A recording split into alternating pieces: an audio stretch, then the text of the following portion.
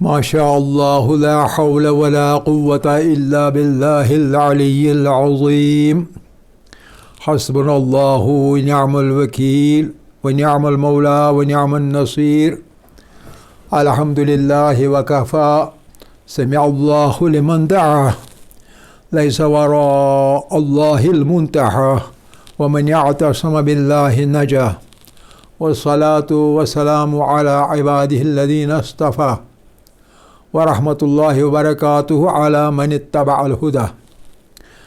رب اشرح لي صدري ويسر لي أمري واحلل عقدة من لساني يفقه قولي. رب يسر ولا تعسر وتمم بالخير. آمین یا رب العالمین. عزیزان، اس سلسلے کے تیسرے میدان کے اندر ہمارا پہلا درس یہ ہے احکام کے میدان کے اندر. ہمارا تیسرا درس احکام کے بارے میں، احکام کا پہلا درس، سلسلے کا تیسرا درس. احکام کے بارے میں بات ہو رہی ہے. یہ احکام کا پہلا درس ہے. احکام عقائد کے بارے میں بات کرتے ہوئے ہم نے عرض کیا کہ انسانی سلوک جو ہے، انسانی بیہیویئر جو ہے، اس کے تین اسپیکٹ ہے، تین جہتیں ہیں. اور ان تین جہتوں کے اندر پہلی جہت معرفت کی ہے، جان لینے کی ہے، سمجھ لینے کی ہے، پہچاننے کی ہے، جسے کاگنیشن کہا جاتا ہے. اور دوسرا زینہ، سی ڈی کا دوسرا زینہ، تین زینوں والی سی ڈی کا دوسرا زینہ جو ہے وہ ہے افیکشن کا. کسی کام کے بارے میں ایک خاص طرح کا رشتہ جوڑنے کا. وہ رشتہ پازیٹیو بھی ہو سکتا ہے، وہ رشتہ نگیٹیو بھی ہو سکتا ہے، وہ رشتہ شدید بھی ہو سکتا ہے، وہ رشتہ ضعیف بھی ہو سکتا ہے. اور یہ رشتہ قائم کرنے کا مسئلہ دل کا مسئلہ ہے. دل اس چیز کو پسند کرے گا تو رشتہ پازیٹیو بنے گا، مثبت بنے گا. دل اس کام کو ناپسند کرے گا تو رشتہ منفی بنے گا، نگیٹو بنے گا. اور شدت کے اعتبار سے یا تو شدید خواہش ہوگی وہ کام کرنے کی، یا معمولی خواہش پیدا ہوگی، یا شدت سے اس کام سے دور رہنے کی بات ہوگی. انسان اس کام کی طرف کھینچا نہیں جائے گا، بلکہ اس سے ریپیل ہو جائے گا، اسے دور چلا جائے گا. شدت سے دور چلا جائے گا تو کسی صورت میں انجام نہیں دے گا وہ فعل. اور معمولی طور پر ضعف کے ساتھ، ضعیفی کے ساتھ، کمزوری کے ساتھ اسے ناپسند کرے گا تو ممکن ہے کرے، لیکن کراہت کے ساتھ کرے. تو یہ افیکشن کے میدان میں یہ رشتہ قائم ہوتا ہے. اور تیسرا پھر جو کہ اعضاء و جوارح کا کام ہے، اور وہ ہے کام کرنے یا نہ کرنے کا. تو پہلا کام معرفت کا،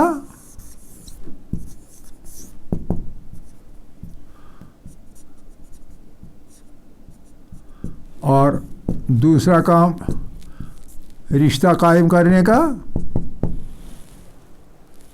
رشتہ قائم کرنے کا، جذبات کا، احساسات کا. اور تیسرا زینہ کام کرنے کا، کام کرنا. جو پہلا اسپیکٹ ہے، پہلا زینہ جو ہے، پہلی جہت جو ہے، اس میں آدمی معرفت حاصل کرتا ہے، علم حاصل کرتا ہے، پہچان حاصل کرتا ہے. اور دوسری لیول پر اس چیز کے بارے میں، اس کام کے بارے میں، اس آبجیکٹ کے بارے میں ایک رشتہ قائم کرتا ہے. ایک محبت بھرا رشتہ یا نفرت بھرا رشتہ. محبت بھرا رشتہ ہو تو کام کرنا ہے، نفرت بھرا رشتہ ہو تو اس کام سے دور رہنا ہے، نہیں کرنا ہے.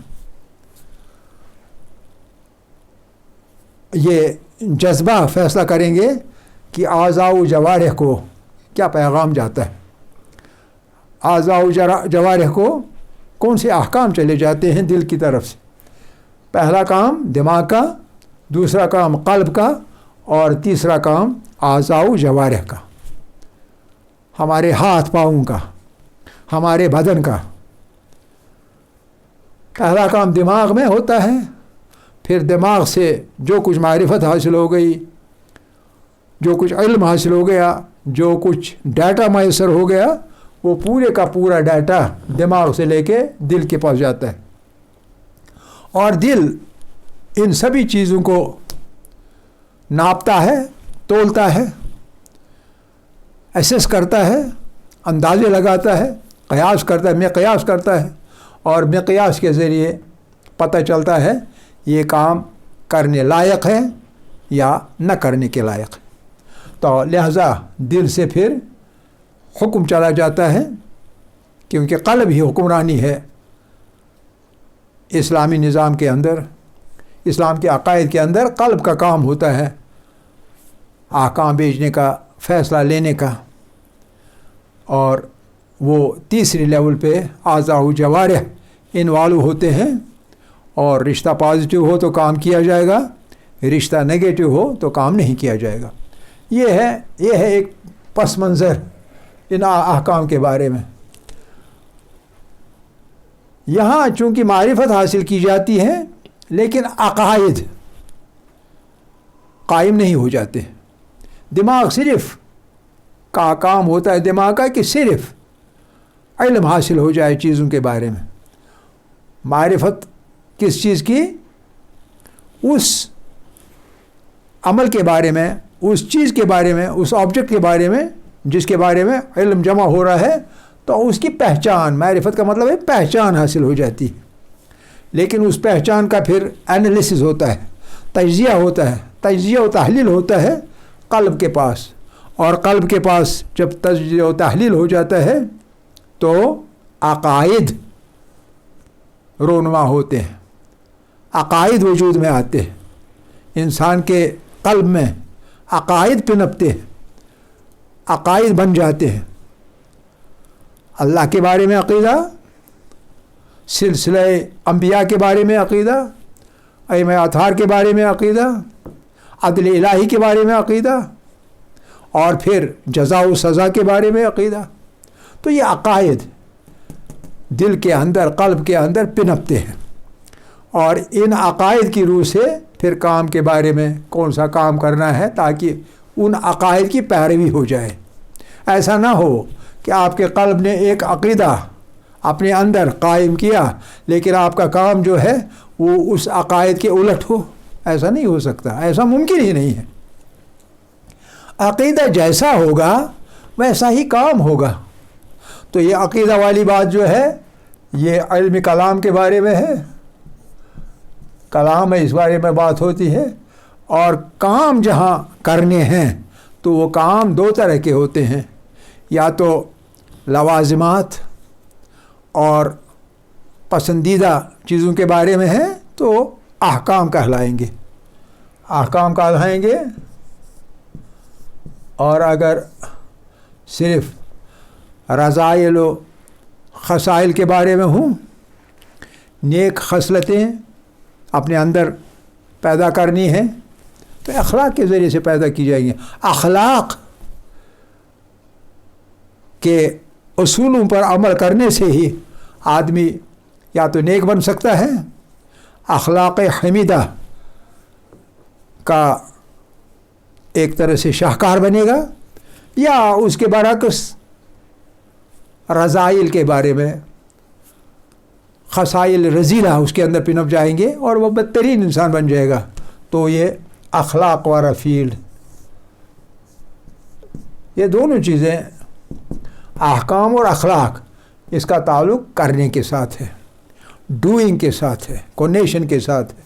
لیکن عقائد یعنی کلام، اس کا تعلق جذبات کے ساتھ ہے، فیلنگز کے ساتھ ہے، افیکشن کے ساتھ ہے، اور ان دونوں سے پہلے ایک پرولاگ کے طور پر، ایک پس منظر کے طور پر آپ کے پاس اولاً ہر چیز کے بارے میں، دنیا میں جو کچھ آپ کے سامنے آ رہا ہے، جس چیز کے بارے میں بات ہو رہی ہے، جس چیز کے ساتھ آپ کا واسطہ پڑ رہا ہے، اس کے بارے میں آپ کے پاس ڈیٹا ہونا چاہیے، اور وہ data gateways of knowledge کے ذریعے سے آپ کے پاس پہنچ جاتا ہے، آپ کے دماغ کی فیکٹری میں جمع ہوتا جاتا ہے، اور جب پورا کام یہ ڈیٹا جمع ہونے کا پورا ہو جائے گا، اس کے بعد فائل جاتی ہے قلب کے پاس، اور قلب میں عقائد قائم ہوتے ہیں، اور پھر عقائد کی بنیاد پر اعضاء و جوارح کو، ہاتھ پاؤں کو، بدن کو حکم چلا جاتا ہے، ہدایت چلی جاتی ہے، ڈائریکشن جاتی ہیں کہ آپ کیا کریں گے اور کیا نہیں کریں گے۔ تو یہ ہے ایک پس منظر احکام کے بارے میں۔ اب سوال پیدا یہ ہوتا ہے کہ یہ سب احکام، عقائد، اخلاق، ان کے بارے میں بات کیوں کر رہے ہیں ہم؟ اس لیے بات کر رہے ہیں کہ اللہ نے جو کچھ خلق کیا ہے، جو کچھ پیدا کیا ہے، جو کچھ دنیا میں بھیجا ہے خلق کر کے، تو کسی نہ کسی مشیت کے تحت بھیجا ہے، کسی نہ کسی مقصد کے تحت بھیجا ہے۔ ہر مخلوق کی ایک غایت خلقت ہے، یعنی اللہ کے بنانے کی ایک مشیت ہے، ایک مقصد ہے، ہر چیز کا ایک مقصد ہے۔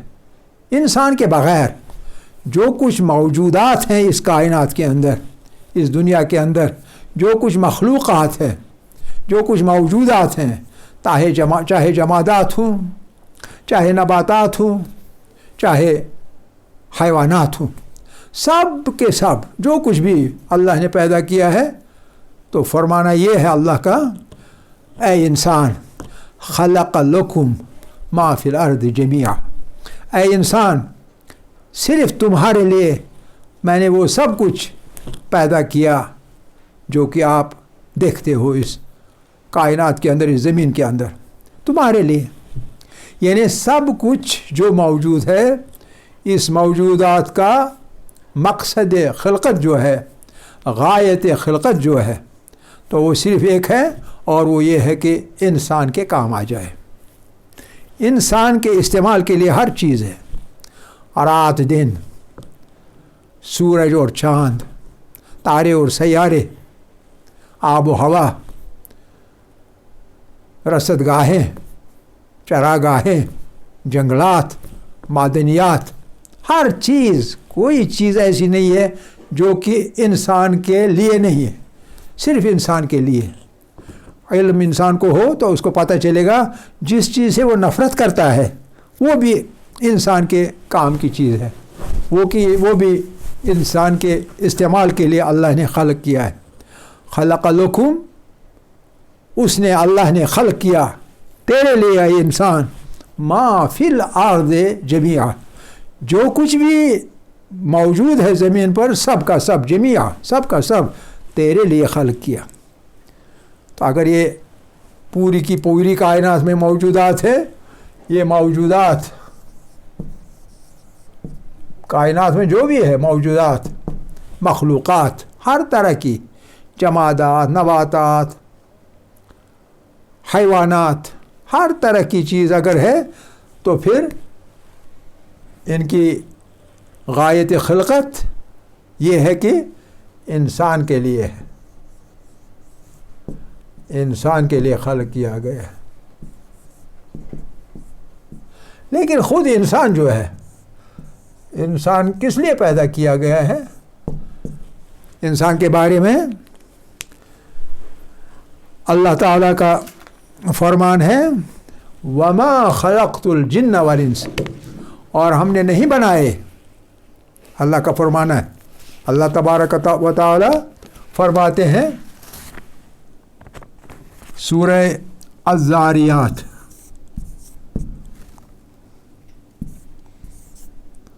الذاریات الزاریات کی آیت نمبر 56، سورہ الزاریات یا والزاریات کی آیت نمبر 56، اس میں اللہ کا فرمان ہے، غایت خلقت بیان ہو رہا ہے، انسان کیوں خلق ہوا، انسان ہی نہیں بلکہ جن بھی کس لیے خلق ہوئے، وما خلقت الجن والانس، ہم نے خلق نہیں کیے، ہم نے بنائے نہیں، جن بھی اور انسان بھی، وما ما یہ ما نافیہ ہے، نہیں خلق کیے جن والانس جن اور انسان الا لیعبدون مگر یہ کہ میری عبادت کرے۔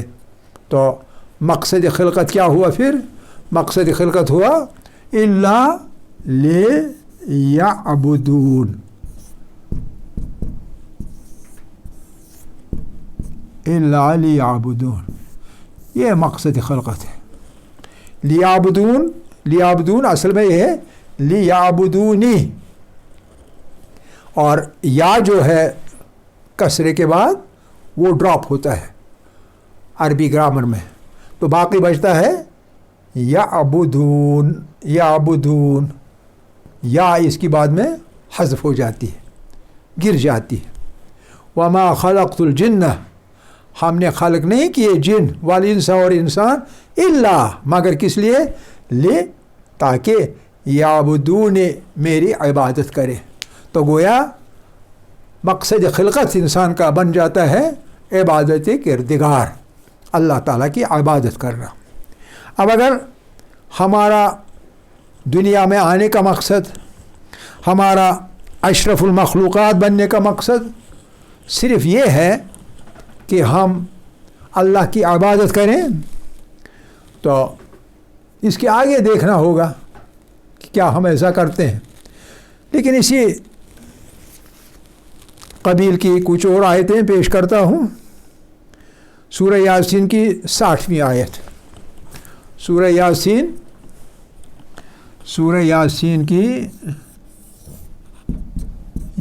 کی 60ویں آیت، 60 ورس نمبر 60، سورہ یاسین کی ورس نمبر 60۔ الم اعہد، کیا ہم نے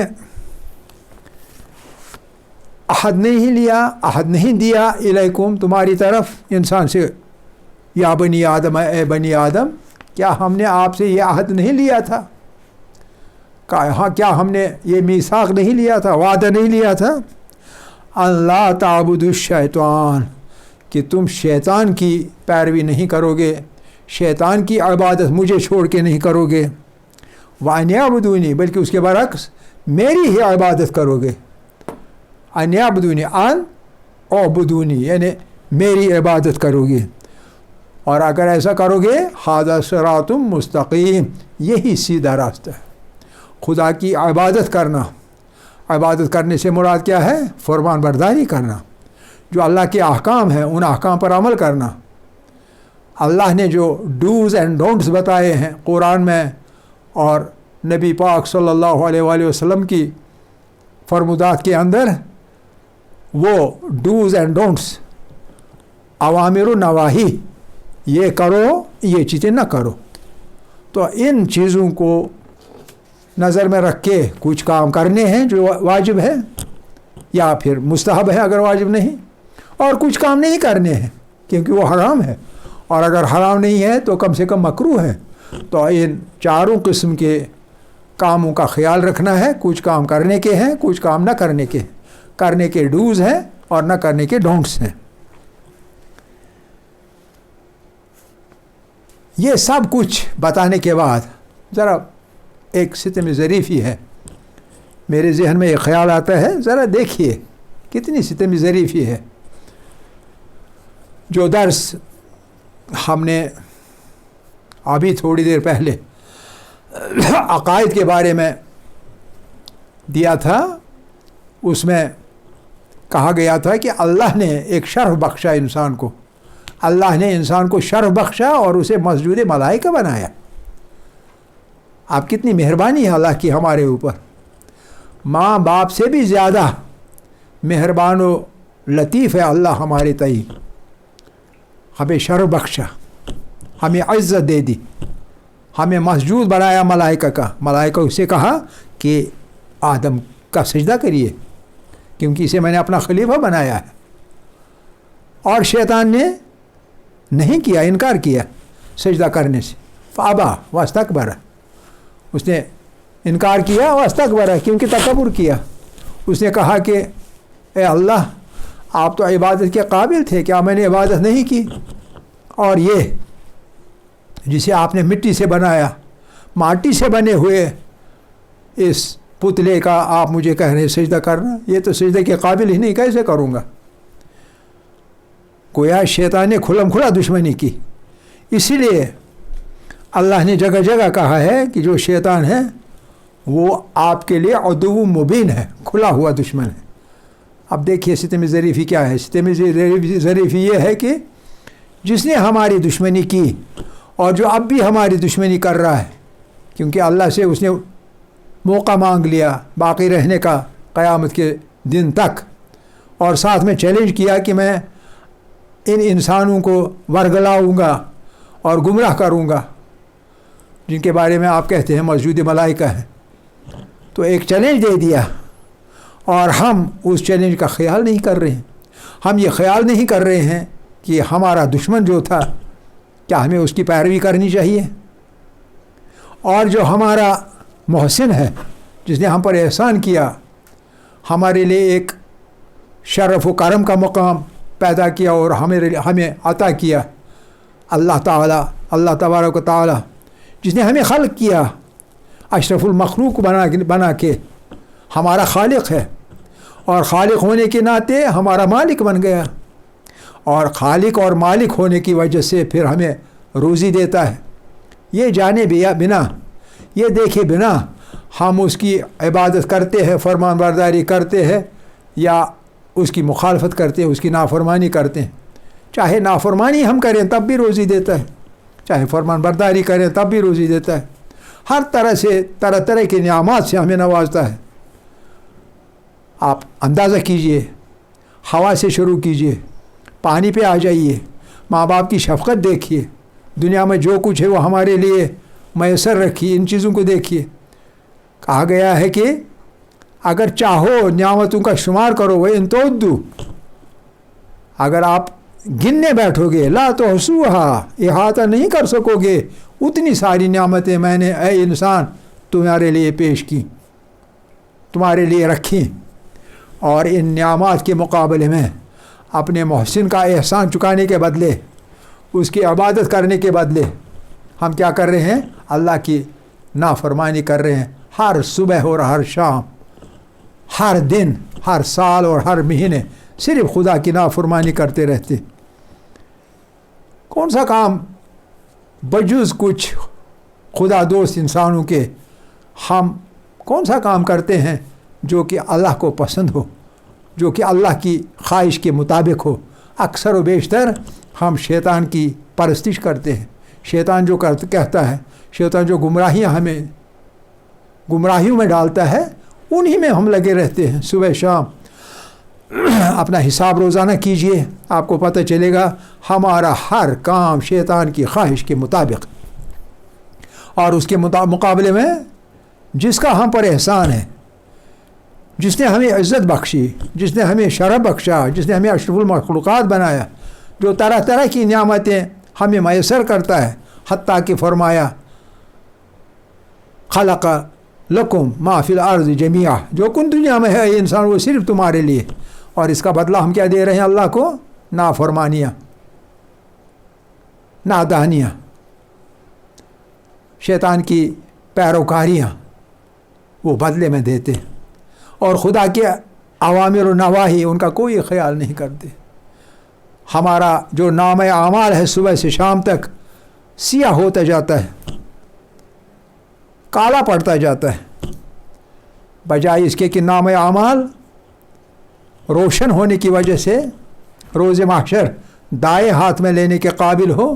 ہمارے نام اعمال اتنا تاریک ہوتا ہے، اتنا سیاہ ہوتا ہے، اتنا گناہوں سے بھرا ہوا ہوتا ہے، اتنا ناپسندیدگیوں سے بھرا ہوا ہوتا ہے کہ وہ نام اعمال ہمیں بائیں طرف سے دیا جائے گا، اور کیا ہی برا انجام ہوگا اس صورت میں ہمارا، اور کیا ہی برا ٹھکانہ ہوگا وہ جہنم، جو جہنم اللہ تعالیٰ نے تیار کر کے رکھی ہے ان لوگوں کے لیے جو نافرمان ہیں، ان لوگوں کے لیے جو انکاری ہیں اللہ کی بڑائی کے، ان لوگوں کے لیے جو ذاتی الہی کی دشمن بن رہے ہیں، شیطان کے پیروکار اور چانٹے چیلے بن رہے ہیں۔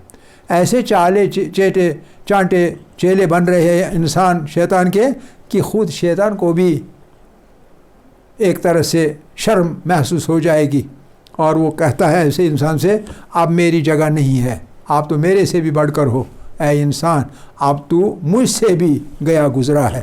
تو یہ ہے اسفل السافلین تک جانے کا راستہ۔ حالانکہ اللہ نے مشیت میں ہمارے یہ رکھا تھا کہ ہم معراج کریں، اور ہم مسجود ملائکہ جو ہمارے پردادا آدم علیہ نبی علیہ صلاۃ والسلام تھے، ہم بھی وہی بنتے، وہی شرف ہم میں بھی ہوتا، لیکن ہم منفی راستے پہ چل کر شیطان کے پیچھے، شیطان کے پرستار بن کے اللہ کو بلائے بیٹھے ہیں۔ اللہ کرے ہم جاگ جائیں قبل اس کے کہ دیر ہو جائے، اللہ کرے کہ ہماری ہدایت ہو جائے، اور وہ صرف اور صرف قرآن اور اہل بیت کے ذریعے ہوگی۔